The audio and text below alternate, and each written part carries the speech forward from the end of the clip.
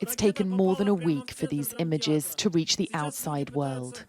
Covered in dust, clearly in shock, but a first confirmation some civilians survived the bombing of a theatre in Mariupol. Eyewitnesses say at least 300 people lost their lives. It's not clear how many more may still be buried here. The building had been packed with more than 1,000 civilians, the word children clearly visible from the air. Diana lived next to the theatre, but escaped before the bombing. Everywhere it was flooded with people. I know that there were pregnant women that were brought from that maternity ward in the third hospital that was bombed the days before. They were brought to the theater because it's like a big building. They put these women with kids or pregnant women in these dressing rooms for the actors. And it was in this part which was bombed.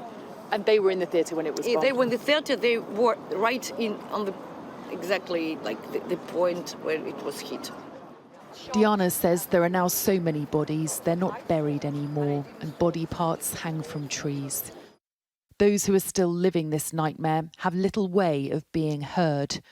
British photographer Max Clark recently escaped with these images and stories of suffering.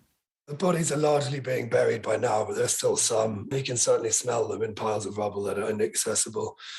There are dogs feeding on chunks of bone, human bone, bits of people.